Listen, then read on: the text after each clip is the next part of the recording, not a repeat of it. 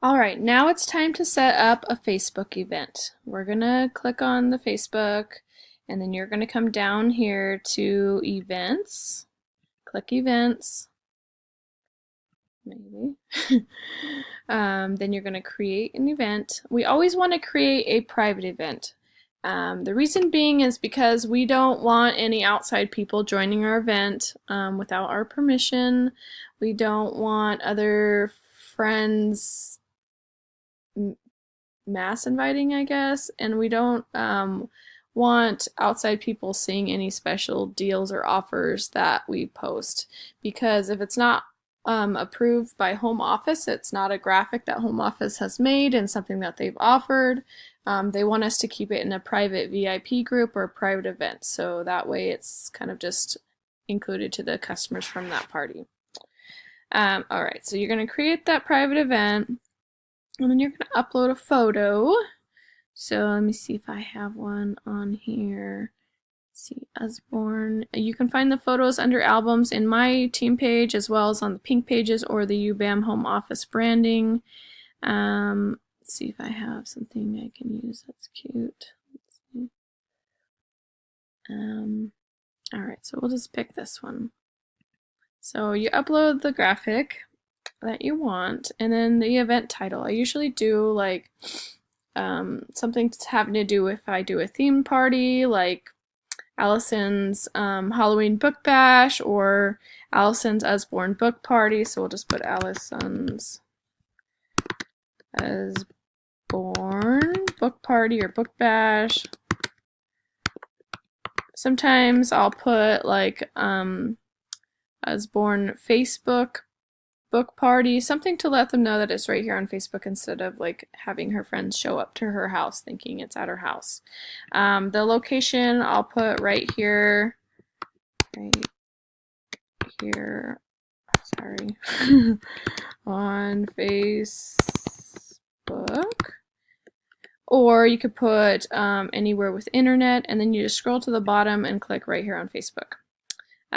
If you know her city, you can put city, or you can just leave that blank. Start date will be the date of her party. So say she was doing it on August 31st at 8 p.m. And then if you know the time zone, if it's your time zone, just leave it. If it's another state, make sure you change it. And then the end date. I used to say put it out for 3 days, so that way if you decided to extend, but what I've started to find is people are kind of confused, and maybe I was thinking I was being helpful, but people think that they have longer to order and they don't, so we don't want people procrastinating. So if you can have it expire, maybe don't set an end date, or maybe have it expire the next day at midnight. Um, Most people should know how to find a past event, or when you post your reminders, they're going to see that in their news feed, so don't worry about that. So I'm going to put mine just for the next day at like 11:55 p.m. or midnight. And then the description. So I can send you a description that I have. What I like to do is I just go to my past event and I'll copy and paste that. So let me go ahead and do that. Let's go to events. And where's my past events? A little bit. Oh, I'm under groups. Sorry guys. It's a little bit different on my laptop than it is on my phone. So events. Maybe one day it'll load. And we're going to go to hosting, Ashley, and then I'll just come here and edit. I'll copy what I always kind of use. You can change it up if you'd like. And then I'll go back and I'll paste it in here. Oops. Okay, and just make sure every time you do that that you're going to change this date, 31st. And then the time, make sure you have the time changed as well. And then here you're always also going to want to change the party link.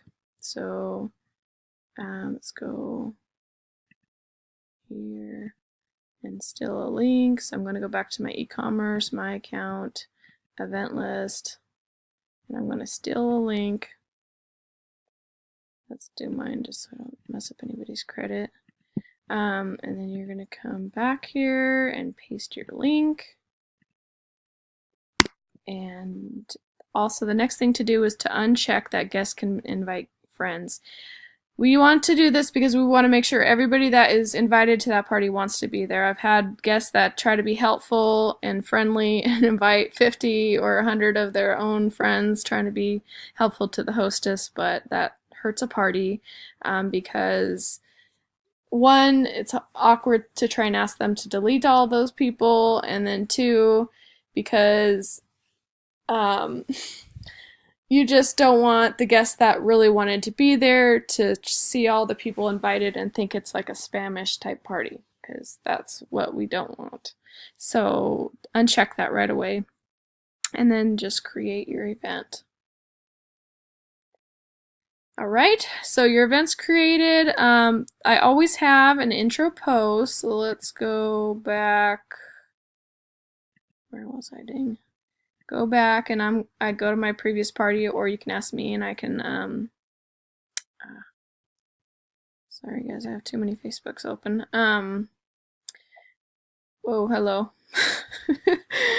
We're gonna go back to events and we are going to steal the intro post as the very first post. So we go all the way down to the bottom.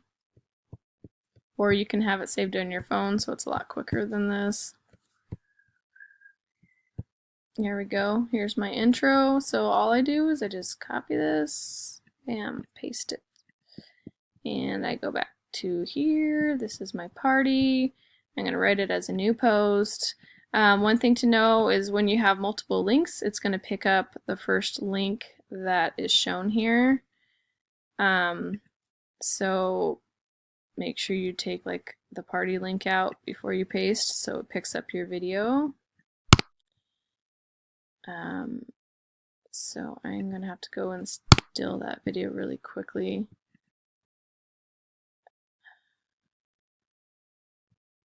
Because it's not gonna pick up that video if I don't.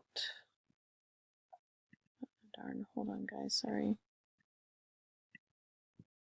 Let's just copy that one more time. And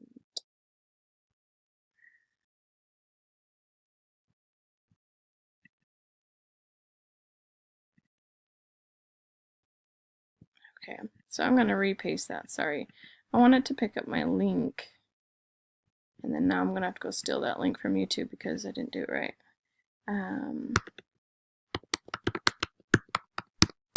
So when you need a link from YouTube, you're going to go to the video that you want, and you're going to hit the share. And this one is for them to practice their letters. And even my 2-year-old with me helping him and moving his little hand. And then you come back over here and you paste your link, and bam, there's your video. Save. So I always like to have that at least as an intro, and then I like to do maybe the how old is your reader.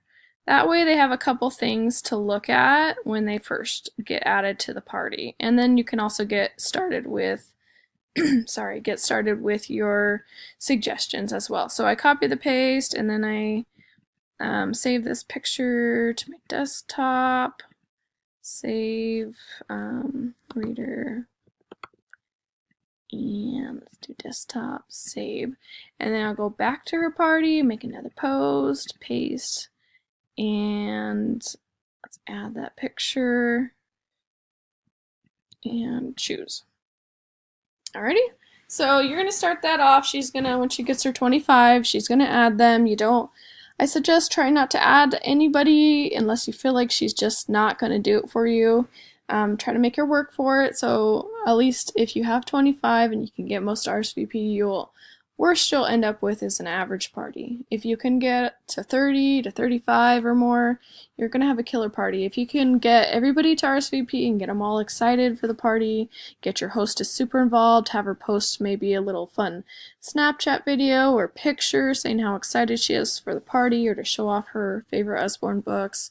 And the more she's involved with the pre-party post and the live party post and commenting with her guest, the better your party's going to be. So we will go over that later. Hope this helps.